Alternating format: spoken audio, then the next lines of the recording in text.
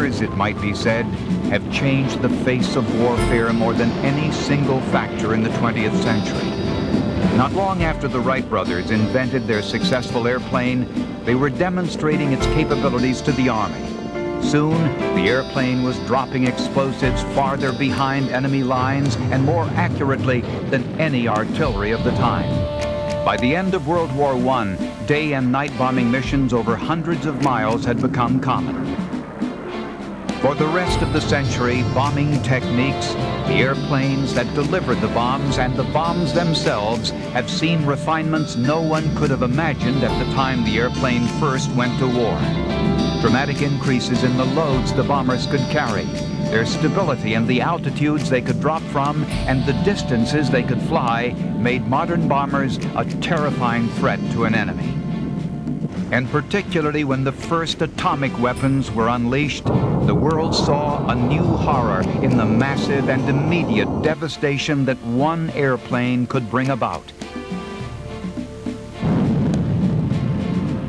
Now, as the century ends, major air forces of the world fly aircraft that can deliver their explosive cargo at extremely high speeds or from miles above the battlefield, out of reach of anti-aircraft fire and a tough target for ground-based missiles.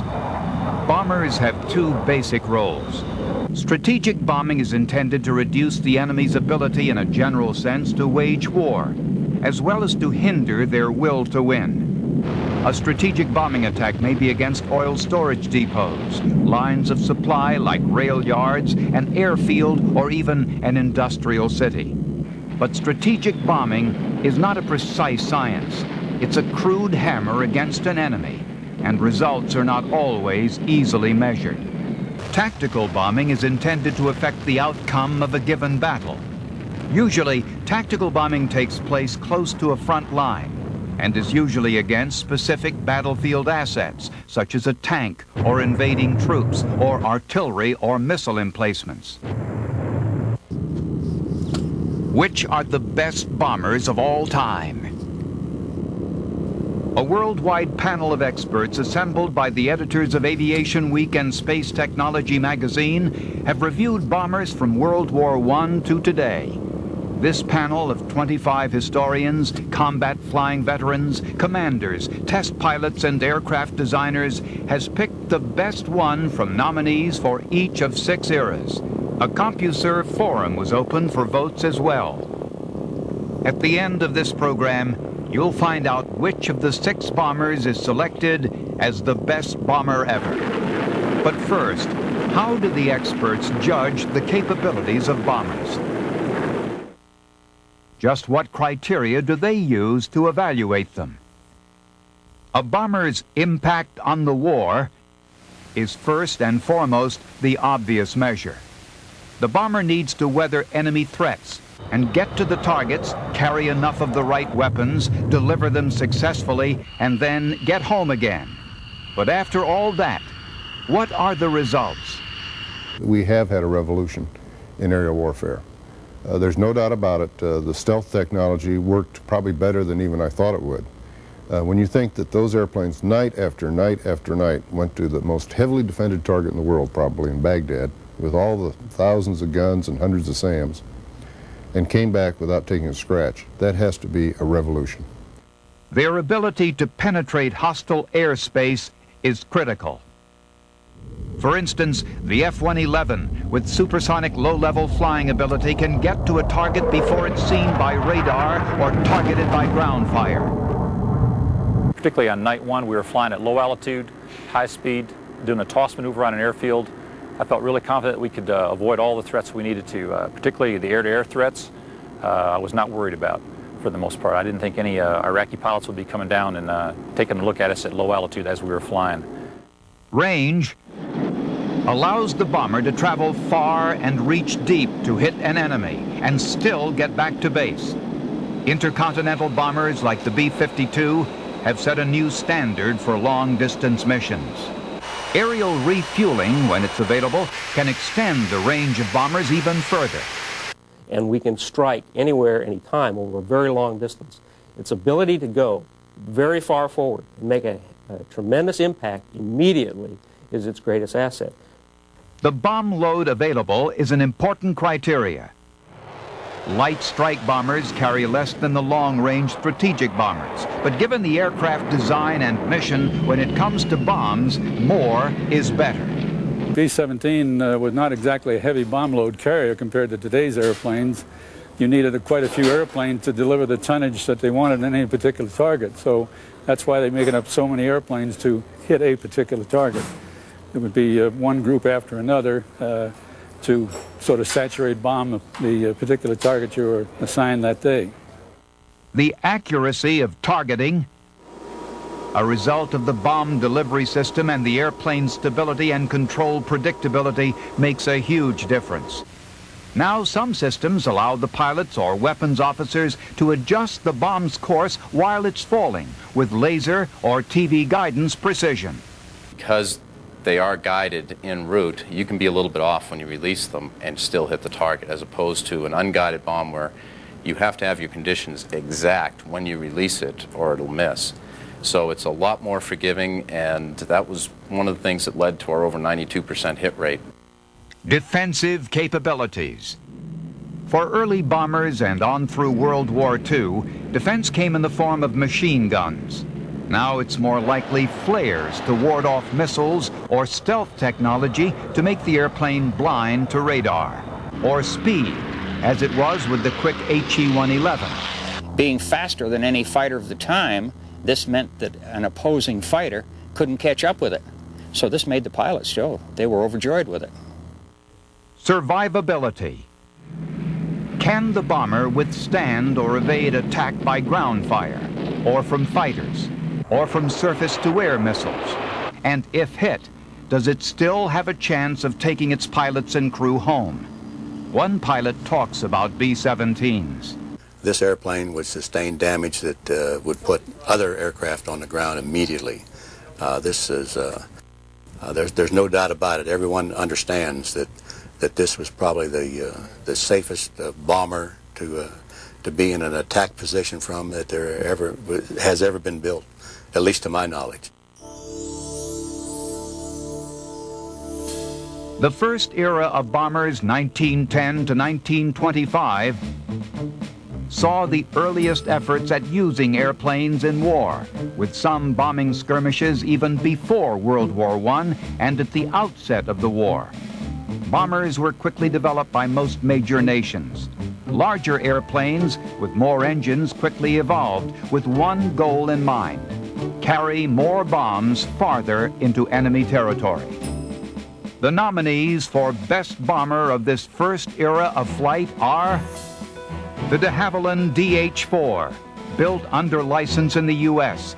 It was the only American-built bomber to fly in the First World War. The Gotha G4 and 5. With a 77-foot wingspan, it was among the larger bombers of the First World War. The Handley Page 0400. Britain's answer to the Gotha, it had a 100-foot span and could carry a 1,650-pound bomb.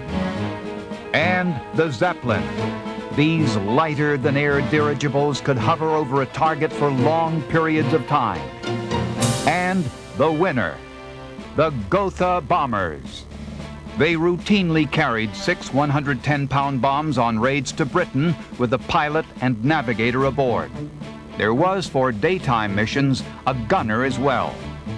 The Gotha 4 started its raids on Britain in May of 1917, and the immediate result was that British aviation had to be pulled back from the French front to defend the homeland. The G5, with a ceiling of 21,000 feet and range over 500 miles, shifted to nighttime raids in September of 1917 to counter the strong British daylight defense. Peter Gross is a leading World War I historian who specializes in German aviation. So the real secret, what made the Gotha such an effective bomber, is that when the Germans began to implement strategic bombing in 1917, the Gotha was the only airplane, twin-engine airplane, that could carry, let's say, a respectable bomb load and at the same time have the range to drop bombs on London. This plane could carry out 7 or 8 hour missions, flying in or out, or over London and back. So that's what made the Gotha, that's why the Gotha was used. Peter Kilduff is also an historian and expert on World War I. The most successful Gotha raids came at night. They flew over usually on a dark night, dark moonless night. There would be 6 to a squadron, and you would have several squadrons collaborating on large raids, smaller groups on lesser raids. In one case, there were almost 20 aircraft on a raid, going again right into London. On the 7th of July, 1917, 22 Gotha bombers reached London and devastated the area around St. Paul's Cathedral, including London's main post office. 57 civilians died and 193 were injured in that one raid. So what the Gotha did strategically, it tied down a great amount of the British defensive forces in London and forced the withdrawal of some top-notch fighter squadrons to the British Isles, plus guns and manpower to defend London. And the Gotha has become, just by virtue of its prowess and what it did over England, let's say that and a Zeppelin, becomes sort of a generic term for the destructiveness of the World War I bomber. You talk about the Gothas, just like Snoopy talks about the Red Baron. Peter Kilduff interviewed John Canauer, a Gotha pilot. He said, with these tremendous big wings, he said, it was like you're out there soaring, and very, very responsive. He told me he thought it might be like trying to drive an elephant down a small street, but in fact, it was riding on an elephant on a pretty big street. The airplane was very responsive for a bomber. Said that in his estimation, the best of the night bombers was the Gotha. During the period between 1926 and 1942, bombers sprang from small attack models or from airplanes originally conceived as passenger-carrying aircraft. Or bombers were developed by nations with secret plans. At Pearl Harbor in Hawaii, Japan's surprise attack on the U.S. fleet in 1941 showed just how successfully refined its bombers had become. The nominees for Best Bomber during this era are the Junkers Ju-88, a high-speed bomber that took on the roles of attack, reconnaissance, and fighter as well. The Douglas SBD Dauntless. SBD became slow but deadly. This 1930s model bombed in the Pacific throughout World War II. Aichi D-3A Val. Designed in Japan in 1936, it was a key attacker during the raid on Pearl Harbor. The Nakajima B-5N Kate, also involved in the bombing of Pearl Harbor, this carrier-based model carried bombs or torpedoes. The Heinkel HE-111, developed by Germany as an airliner, it was secretly turned into a bomber and used in the Spanish Civil War. The Vickers Wellington. When World War II began, it was Britain's finest bomber, with the range to reach Germany. And the winner, the Heinkel HE-111. To some, the Heinkel 111 looks like a bullet with wings. It was one of the sleekest and fastest airplanes of its era. Developed first as a passenger-carrying airliner, it was then turned into a bomber. The sleek design made visibility for the pilot difficult at best. All the flying was done by a single pilot. Herb Weber flies one for the Confederate Air Force, an organization that preserves and flies wartime aircraft. It's the only Heinkel in the world that's still flying. It's a former German bomber, and we take it out on tours, display it to the public for history purposes. The airplane operated with one pilot, and up front they had the bombardier and gunner in the nose. and they had 3 gunners in the back. It was a single pilot operation. It was a blitz bomber. I believe they built 8,000 of them. And they come in at low level. They didn't have a bomb site per se, just sort of a makeshift bomb site. And what they did was just low level and drop their bombs on whatever they thought they could destroy. And the airplane carries 8 500-pound bombs. So that's a pretty good lot of explosives. Bill Nagel helped restore this 111 for the Confederate Air Force. A blitz bomber, if you take the word blitz, blitz in German means lightning. So it means lightning attack bomber. And that's exactly what it was. It went in fast, surprise attacks, did its destruction, went on to the next target. And the idea was to use this aircraft, a fleet of these aircraft, to attack the Low Countries, Norway, Denmark, Holland, Belgium, France, as quick as possible. That was Hitler's aim. And until the Battle of Britain, when they came up against a superior fighter force, the airplane pretty much had its own way. Herbert Knobel was one of the Luftwaffe bomber pilots. He flew 162 missions. I had an assignment to go over to England, and I forgot the town now, and I was in the combat area. I had to stay as high as I could with the plane, and I had to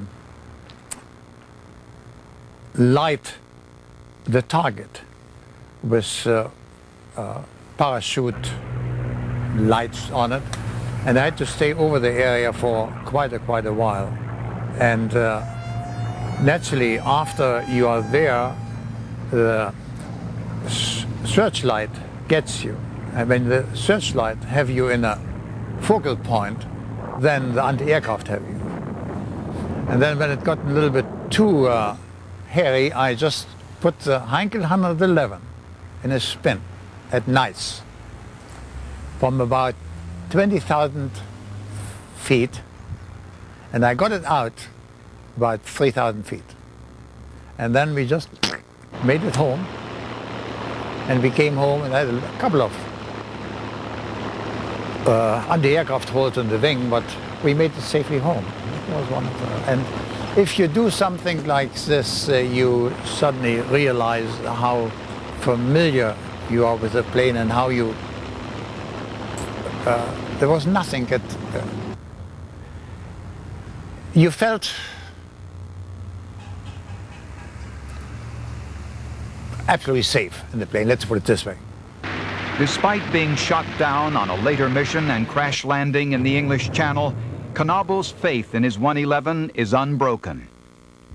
Whenever you ask me about the Heinkel 111, I would say there's no better plane everywhere. You know, but to tell you different particulars, I don't know. It's just the security you feel. It wasn't a precision bomber. They used it to get in, dump a bunch of explosives, and get out, and do it in a hurry because the airplane was so fast. When the airplane was built, it was way ahead of its time as far as speed and design and everything. So that's why they had the advantage in the beginning. The next era of wartime bombers, 1943 to 1946, incorporates those that became key to the outcome of the war. These bombers gained refinements to allow them to better defend themselves, to deliver greater loads more precisely, and to reach deep into enemy territory from bases safely on the other side of the lines. The nominees for Best Bomber of this era: the Boeing B-17 Flying Fortress. It evolved from a coastal defense aircraft to become the symbol of American resolve to win against all odds. The North American B-25 Mitchell, the ideal medium bomber and the mainstay of Doolittle's Tokyo Raiders. Consolidated B-24 Liberator. More of these were built, 18,000, than any other American aircraft, and it served in every wartime theater. Avro Lancaster, 4 Rolls-Royce engines, and a huge bomb bay made this British entry the only aircraft that could carry the 22,000-pound Grand Slam bomb. De Havilland Mosquito. It could cruise over enemy territory at 40,000 feet and 400 miles an hour. Boeing B-29 Super Fortress. This was the airplane tasked to burn Japan to the ground and the first to strike with atomic bombs. And the winning bomber, the Boeing B-17. By the time the final version was introduced, the B-17G model in 1943, it could carry a devastating load of bombs and protected itself with 13 50 caliber machine guns. The B-17 was a bomber, but so effective defensively that its gunners claimed to have shot down more enemy fighters than did any other American aircraft of the war. Harold Weakley, a B-17 pilot, completed 19 missions and was downed on his 20th. Of course, nobody liked to attack a B-17. A B-17 was a pretty good piece of iron, and they really didn't look forward to it, but they had to because they were trying to defend their country, as of course we were defending our philosophies.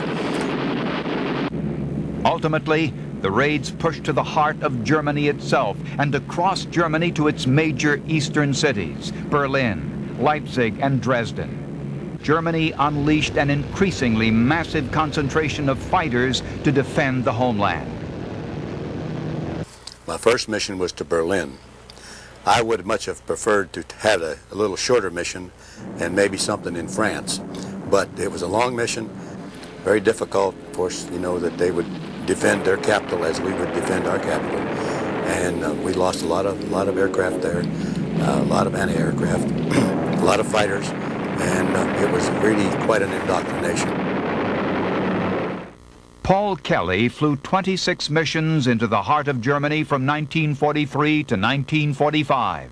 U.S. Air Force mission for daylight bombing, yes, it fit the role very well because it could do exactly what they were planning to do with it, which is high altitude, so-called precision bombing, and supposedly being able to defend itself in daylight raids. The British thought we were crazy, but the U.S. persisted, and despite all the losses, in the end, they did what they set out to do.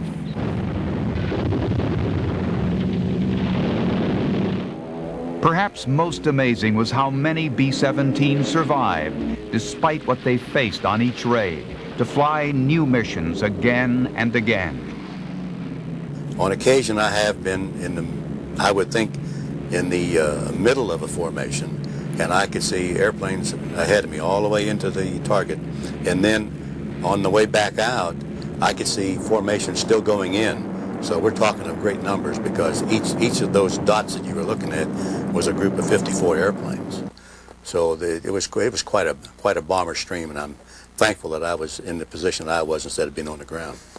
Bill Service completed 20 missions and was shot down on his 21st. Well, it's a very docile airplane, doesn't have bad habits, flying habits, very easy to fly.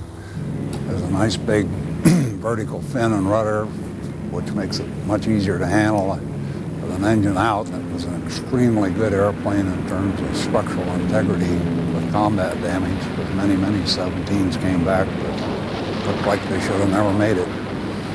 So all in all, it was a great airplane.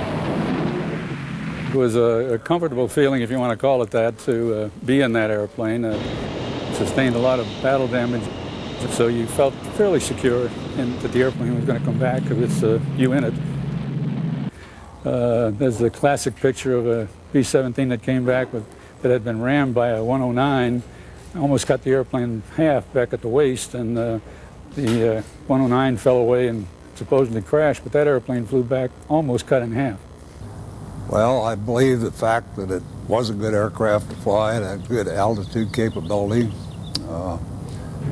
very stable bombing platform, had good range, and take and absorb a lot of battle damage and still get home. That it brought me home 19 times. It supported me on the 20th time long enough for me to get our entire crew out of the airplane, and that's all I ever asked for. The fourth era of fighting planes is 1947 to 1960, when the Cold War between the U.S. and the Soviet Union put new requirements on bombers and spawned the civil defense generation, fearing the possibility of a surprise nuclear attack from another continent. The bombers nominated are the Boeing B-47 Stratojet. This swept-wing bomber could outpace the fastest fighters, but never dropped a bomb in combat. The Convair B-36 Peacemaker. Ordered early in World War II, it first flew in 1946 with maximum range over 8,000 miles and a crew of 15. The Tupolev Tu-95 Bear. Introduced in 1956, it was the backbone of the Soviet nuclear strike fleet. The winner, the Boeing B-47. 2,000 B-47s, each with 6 engines and weighing in at 200,000 pounds, were built by the time its production run ended in 1957, and it remained in service well into the 1960s. The principal mission of the B-47 was nuclear deterrence. The concept then was if the Soviet Union became a threat or launched missiles at the U.S., the B-47, equipped with nuclear bombs, could, on a moment's notice, fly over the polar regions and attack. A young Air Force lieutenant, Carl Wayne Wattsmith, had been assigned to B-47s in 1959. Most of that was what we called home alert or reflex alert, with the airplane actually sitting cocked at the end of a runway or in a parking area very nearly the runway, ready to take off. In the U.S. here, we used to figure we needed to be airborne in 15 minutes. Some of the overseas bases I was at, I know in Spain, they used to say we need to be off the ground 8 minutes after the horn went off, because when the missile era started to creep in, then why the warning time went down to zip almost, and so we had to have very rapid response for that. But so it was a nuclear bomber, and probably would have done an excellent job if it had been ever called to do what it was designed for, because it was a maneuverable airplane. You could roll a B-47. Folks did it. I won't claim to have done it because it wasn't something you were supposed to do. It was a fast airplane. We flew. We could fly low level at 425 miles an hour, 425 knots, which is in excess of 500 miles an hour.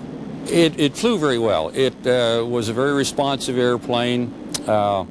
It had power controls, hydraulic power controls on all 3 axes, so that you didn't have to really horse it around. The airplane, with its swept wings, pod-mounted engines, and bubble canopy, looked like a kind of cross between a jet fighter and an early commercial jet airliner.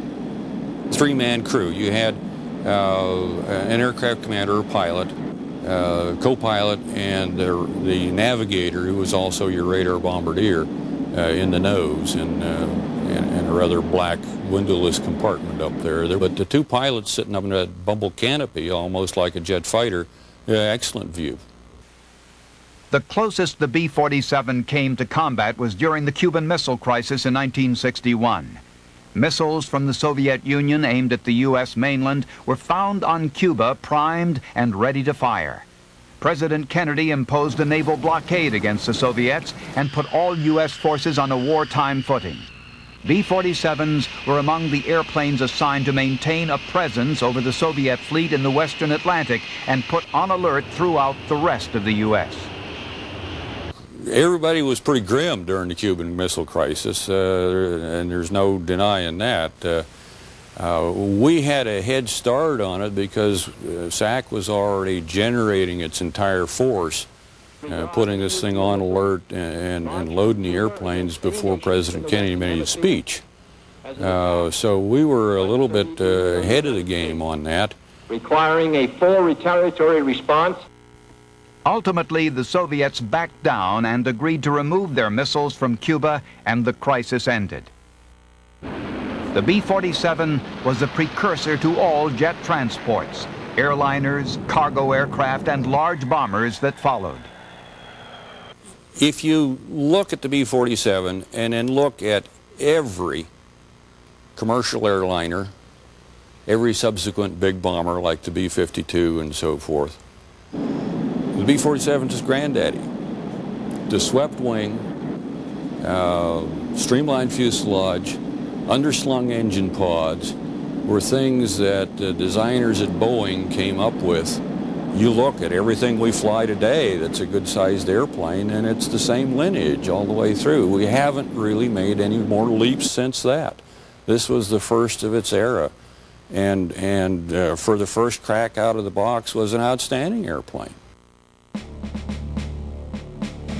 The next era of bomber evolution came between 1961 and 1970. A period that gave the world bombers that could be refueled in flight for global range, and bombers that could fly supersonic, faster than the speed of sound.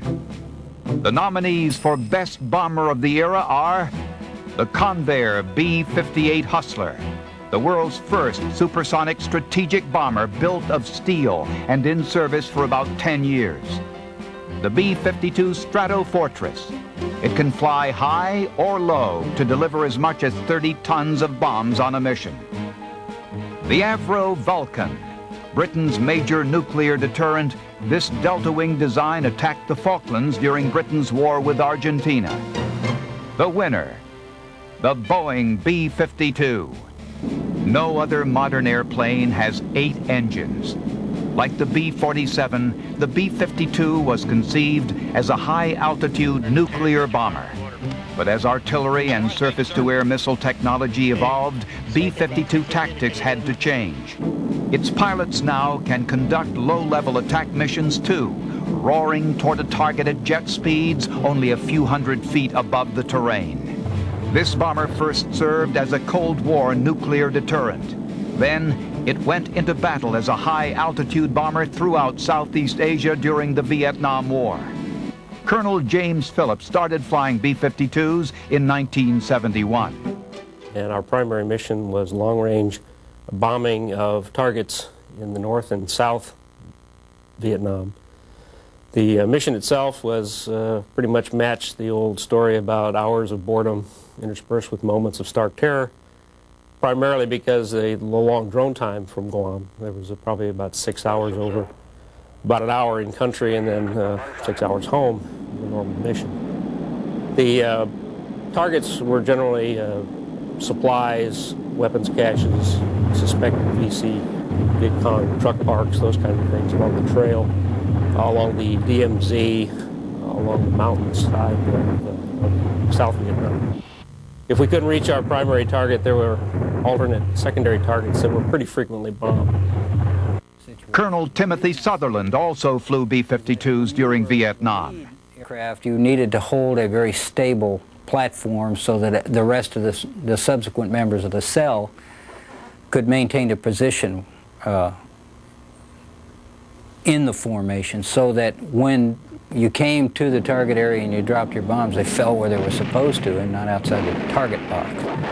When it comes to standard bombs, as the airplane carried over Vietnam, Laos, and Cambodia, a B-52 can carry a massive load, normally up to 27 500 or 750-pound bombs internally and 24 more attached to wing pylons. Some D models used in Vietnam could carry 60,000 pounds of bombs, the equivalent of a fully loaded B-17, the whole airplane with its crew, fuel, and bombs.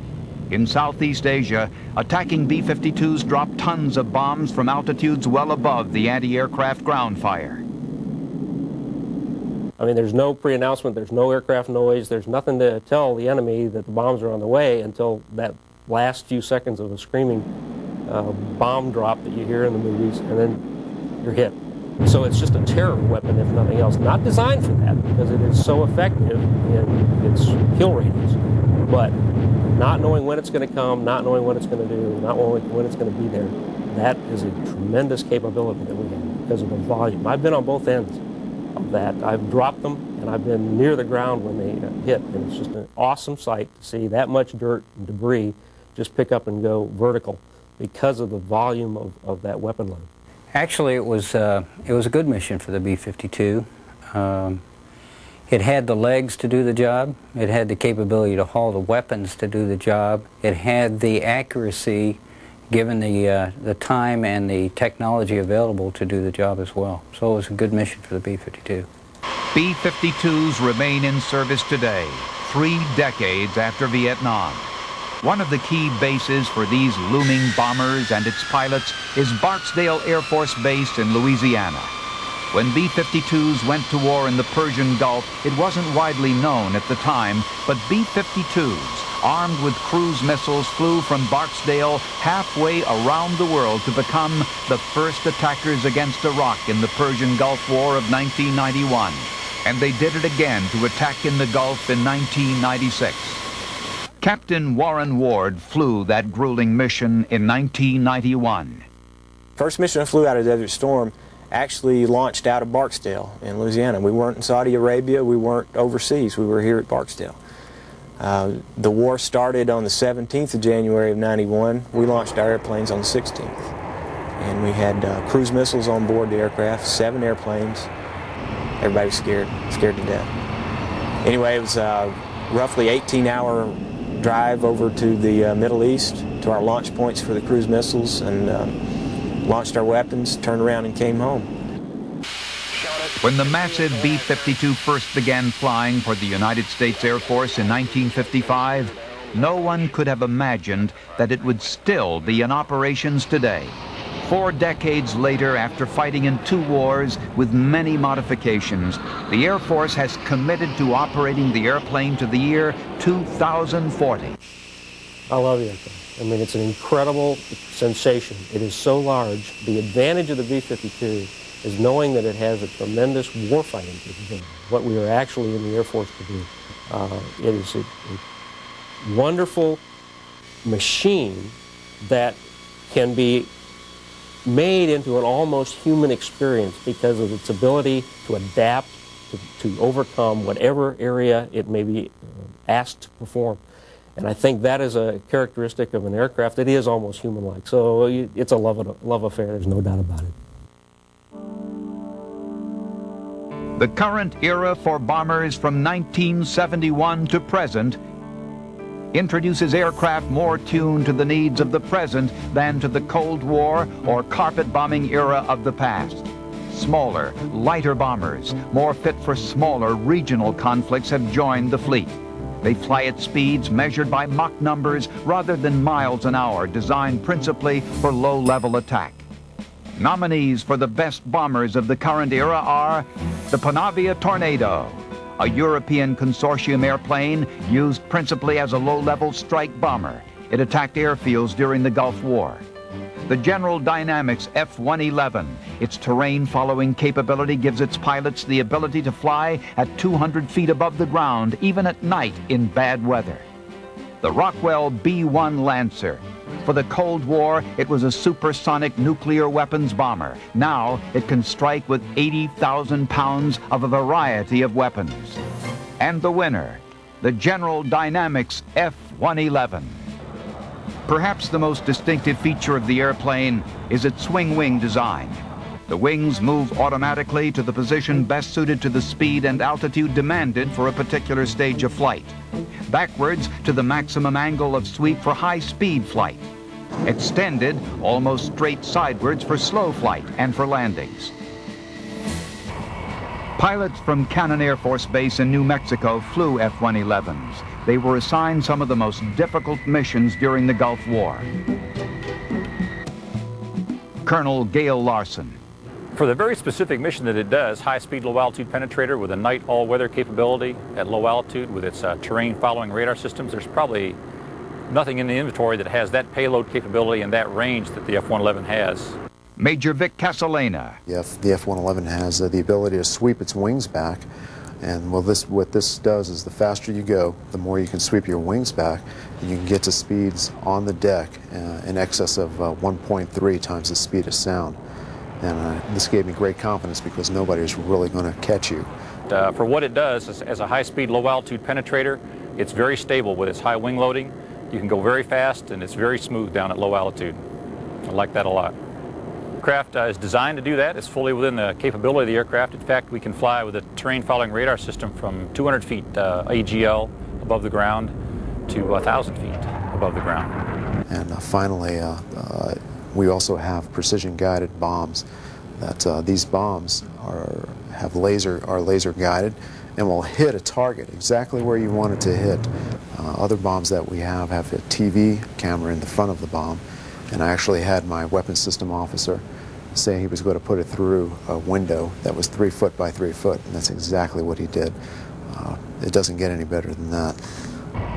At the outset of the Gulf War, Colonel Larson's first mission. Flew the aircraft in Desert Storm for the whole course of the war. Probably the most significant sortie was the first night when we flew for 7 hours. Took off out of Saudi Arabia, Taif, Saudi Arabia. I was the second 4-ship to take off. We took off as a 4-ship, went to a pre-strike tanker, and then proceeded to the border and went low altitude on a TFR down to a 400-foot set clearance plane. And we flew low level for about 45 minutes into our target and did a night toss delivery on an airfield, and then egress back out at 400 feet, climbed back out and made a recovery into Taif, Saudi Arabia. So that was an interesting night, certainly the most memorable night of Desert Storm for me. One critical Gulf War mission for the F-111 was to counter Saddam Hussein's threat to pump 8 million gallons of crude oil into the Persian Gulf. Major Rick Walker, with 27 Desert Storm missions, flew that nighttime attack. It was decided that somehow that had to be stopped, but the only way they could think to do it was to destroy the pumps, which pumped the oil from the storage tanks out into the Gulf. Numbers 1 and 2 of the 4-ship were going to guide the weapon, and 3 and 4 were the ones to deliver. Each was going to deliver 1 bomb. I was the number 4 aircraft. We got 4 aircraft to the target. 1 and 2 set up their orbit, and as number 3, as he was delivering his weapon, he dropped it, pulled away. Number 2 immediately picked up the signal from that bomb. He was able to acquire the target and guide it in for the first hit on the pump manifold. At this point, Major Walker and his weapons systems officer dropped their weapon. The number 2 ship guided it to the target, while Walker's crewmate tracked the bomb. He could see on his screen the final part of the bomb hitting the second pump manifold. So in those two weapons, and we hit both targets with the first try each time and carried everything else home. The F-111 is the best bomber today based on the capabilities that it has, the terrain following radar and the wing sweep and the precision guided munitions. As I left Lakenheath to go to Saudi Arabia, I told my wife as I stepped out the door, if I have to go fly in combat, that the F-111F was the aircraft I wanted to fly in. So here are the winners from each era, the finalists for Best Bomber. Gotha G4 and G5. Heinkel HE-111. Boeing B-17 Flying Fortress.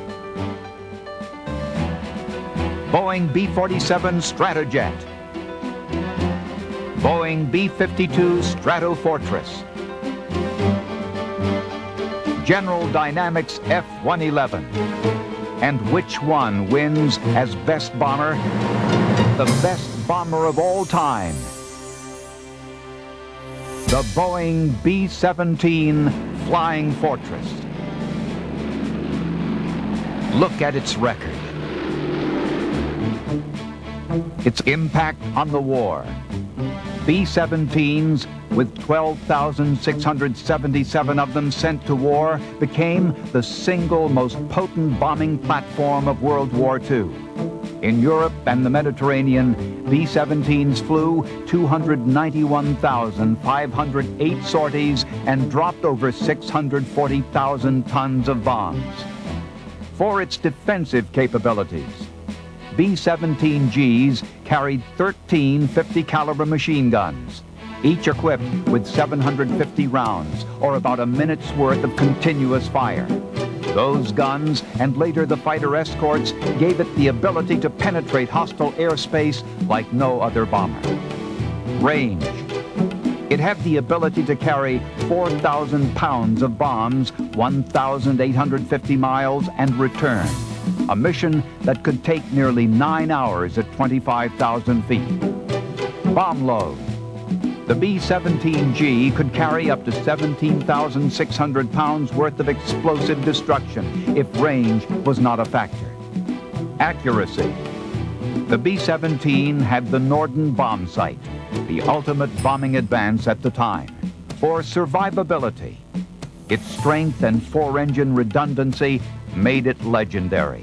And the statistics prove it. B-17s flew so many missions, over 290,000, surviving enemy attack over and over. Ultimately, 4,688 B-17s became casualties of war. But those losses, compared to the number of missions flown, came to only 1.6%, among the lowest ever. The fact that I can look back on those periods and knowing what this airplane did and the damage that it took, and that the times that it brought us back to England in dreadful shape, with the fire coming out one wing and fuel coming out the other wing, things of this nature, because of what it did, what I know of it, and the way that the airplane flies and is still flying. I don't see how any other aircraft can combat that as far as that's concerned. I don't see any comparison with others. Well, in its time, it was, I think, the best because of its flight characteristics, its ability to absorb battle damage and return home, and the fact that the pilots trusted it because it was a good aircraft to fly. Oh, I think it's a great airplane. It's kind of a part of our history, and you talk to people over in Europe that went on the receiving end of it, and they don't seem to have much animosity toward it, and I think it was a great airplane for what it was designed to do. When I walked into this airplane in 1943, it was the largest airplane in the world, and I had no idea what I was doing there, but I was happy as I could be. I was a second lieutenant in the U.S. Army Air Forces. I was a pilot, and I had just married the prettiest girl in my town, and I was flying the biggest airplane in the world, and it don't get any better than that. If the B-17 was the best bomber of the past, what does the future hold? The future may already be here with the advent of an airplane initially called a fighter, but in combat so far used exclusively as a strike bomber, the F-117 stealth fighter. It was the first operational airplane with stealth design and technology, giving it the ability to be essentially invisible to enemy radar. And it was one of the primary bombers of the Gulf War. General Buster Glosson, now retired, directed air operations during the Gulf War. I know a lot of people have sought to look into how we were able to fly that many sorties over and over and over, that successful with a 117. Stealth technology made that possible. That's really where it stops, and that's where it ends. That's what we took advantage of. That's what contributed to saving so many thousands of lives. Stealth technology and precision, the two key words in this air campaign and in this war. For strategic bombing, the B-2, a larger bomber flying wing-like in design and incorporating stealth features, recently went into service for the U.S. Air Force. General Joseph Ralston is the Air Force member of the Joint Chiefs of Staff. I believe that it will. It's a wonderful platform in terms of long range. It can carry a big payload, and when we get it outfitted with precision attack munitions, it will be quite a machine. Whenever our commanders need firepower delivered accurately, on time, the B-2 can do that. It can do it without forward basing, and it can do it with much less support than what other bombers have managed to do. But in terms of sheer numbers, the aircraft that's been the mainstay of the U.S. bomber fleet for 4 decades won't be going away. Well, first of all, you will have the B-52, should be around for a long time in the 21st century. The average B-52 has fewer landings and fewer hours than the average Boeing 767 in service today. So airframe life is not a problem. The B-1 will have about 95 B-1s that will be around for a long time. And then we'll have the 21 B-2s that should be around for most of the century, of the 21st century. Since the earliest crude attempts at dropping bombs from airplanes, bombing, its means, methods, the aircraft and the weapons have changed dramatically. Where tons of bombs used to fall to assure decimation of a target, 1 or 2 can accomplish the task now. But half a century ago, when the winning bomber, the B-17, was in battle, bombing was less refined. Bomber crews took their airplanes without the benefit of fighter support into dangerously hostile environments. Those crews, in their B-17s, fought for their lives and their ideals again and again, and ultimately prevailed. For them, even then, the B-17 proved to be the ultimate weapon.